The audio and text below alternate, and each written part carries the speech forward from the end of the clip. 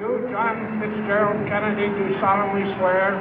I, John Fitzgerald Kennedy, do solemnly swear. That you will faithfully execute the office of President of the United States. That I will faithfully execute the office of President of the United States. And will, to the best of your ability.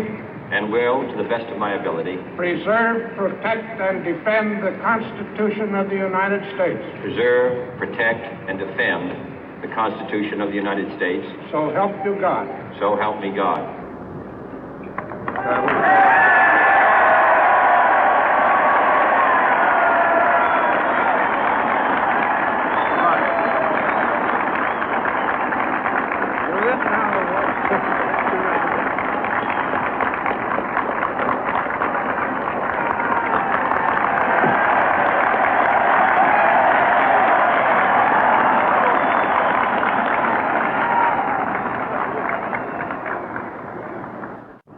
Vice President Johnson, Mr. Speaker, Mr. Chief Justice, President Eisenhower, Vice President Nixon, President Truman, Reverend clergy, fellow citizens. We observe today not a victory of party, but a celebration of freedom, symbolizing an end as well as a beginning, signifying renewal as well as change. For I have sworn before you and Almighty God the same solemn oath our forebears prescribed nearly a century and 3/4 ago. The world is very different now, for man holds in his mortal hands the power to abolish all forms of human poverty and all forms of human life. And yet the same revolutionary beliefs for which our forebears fought are still at issue around the globe. The belief that the rights of man come not from the generosity of the state, but from the hand of God.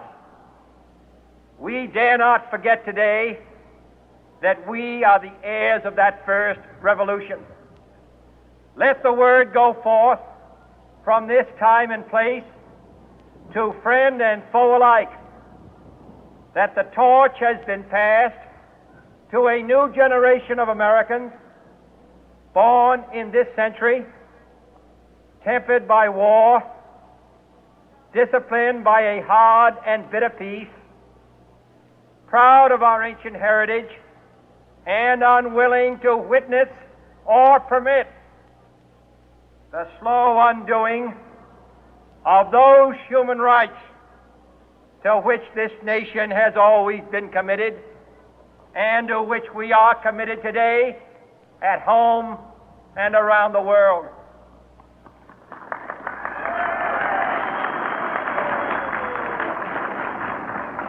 Let every nation know, whether it wishes us well or ill, that we shall pay any price, bear any burden, meet any hardship, support any friend, oppose any foe to assure the survival and the success of liberty.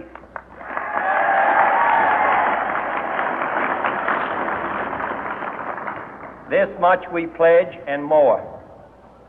To those old allies whose cultural and spiritual origins we share, we pledge the loyalty of faithful friends.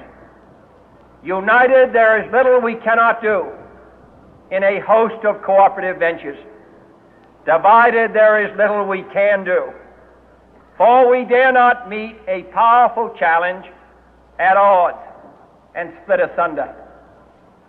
To those new states whom we welcome to the ranks of the free, we pledge our word that one form of colonial control shall not have passed away merely to be replaced by a far more iron tyranny. We shall not always expect to find them supporting our view, but we shall always hope to find them strongly supporting their own freedom, and to remember that in the past, those who foolishly sought power by riding the back of the tiger ended up inside.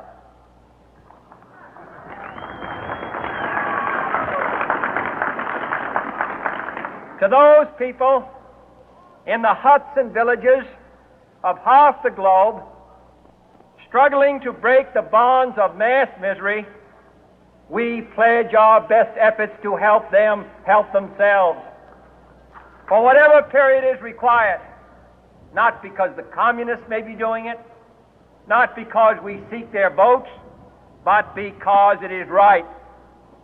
If a free society cannot help the many who are poor, it cannot save the few who are rich.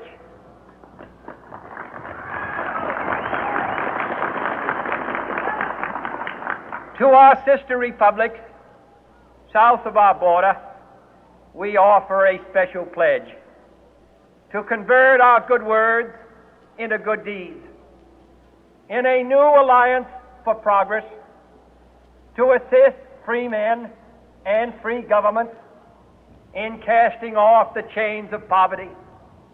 But this peaceful revolution of hope cannot become the prey of hostile powers. Let all our neighbors know that we shall join with them to oppose aggression or subversion anywhere in the Americas. And let every other power know that this hemisphere intends to remain the master of its own house.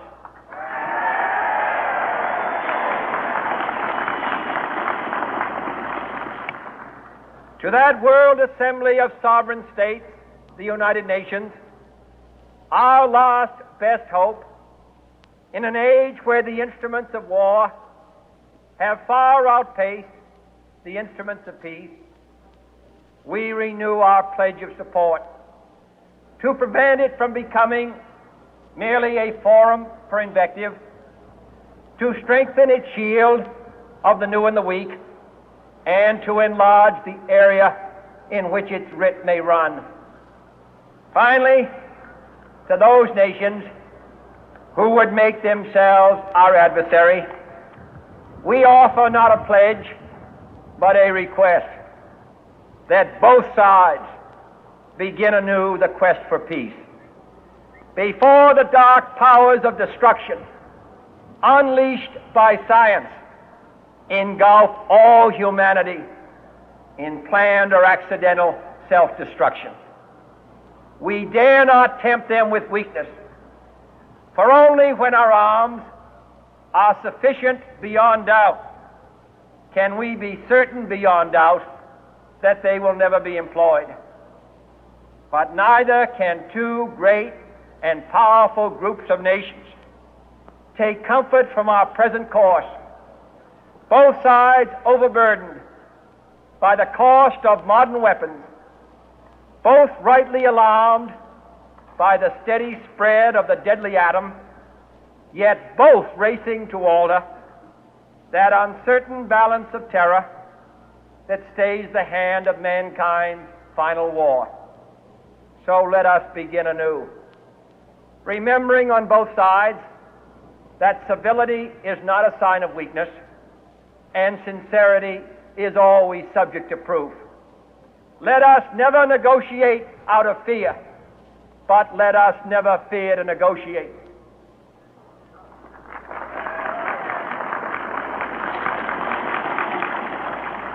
Let both sides explore what problems unite us, instead of belaboring those problems which divide us.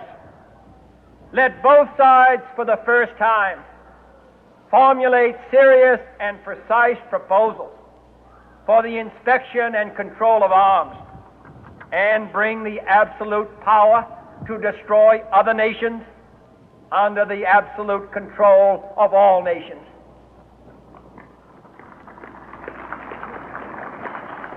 Let both sides seek to invoke the wonders of science instead of its terrors. Together, let us explore the stars, conquer the deserts, eradicate disease, tap the ocean depth, and encourage the arts and commerce. Let both sides unite to heed in all corners of the earth the command of Isaiah to undo the heavy burden and let the oppressed go free.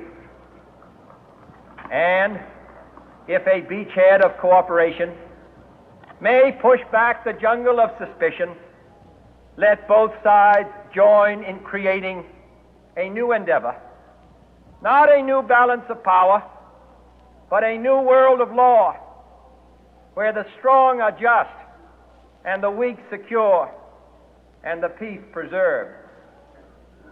All this will not be finished in the first 100 days, nor will it be finished in the first 1,000 days, nor in the life of this administration, nor even perhaps in our lifetime on this planet.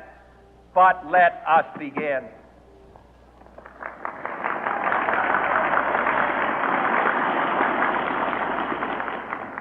In your hands, my fellow citizens, more than mine, will rest the final success or failure of our course. Since this country was founded, each generation of Americans has been summoned to give testimony to its national loyalty. The graves of young Americans who answered the call to service surround the globe. Now the trumpet summons us again, not as a call to bear arms, though arms we need, not as a call to battle, though in battle we are, but a call to bear the burden of a long twilight struggle, year in and year out, rejoicing in hope, patient in tribulation, a struggle against the common enemies of man, tyranny, poverty, disease, and war itself. Can we forge against these enemies a grand and global alliance,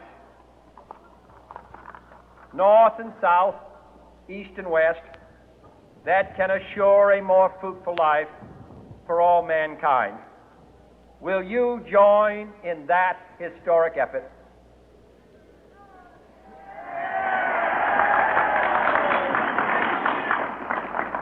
In the long history of the world, only a few generations have been granted the role of defending freedom in its hour of maximum danger. I do not shrink from this responsibility. I welcome it.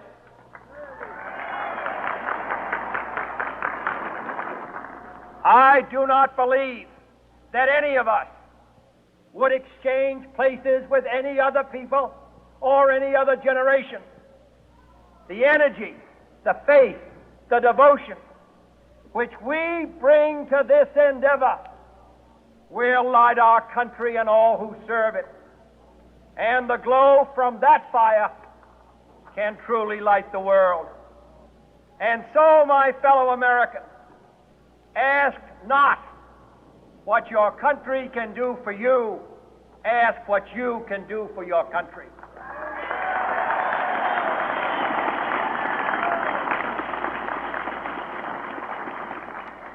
My fellow citizens of the world, ask not what America will do for you, but what together we can do for the freedom of man.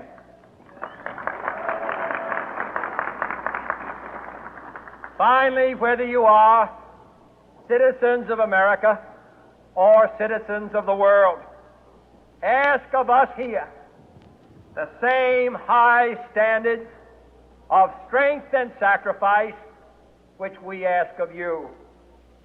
With a good conscience, our only sure reward, with history the final judge of our deeds, let us go forth to lead the land we love, asking His blessing and His help, but knowing that here on earth, God's work must truly be our own.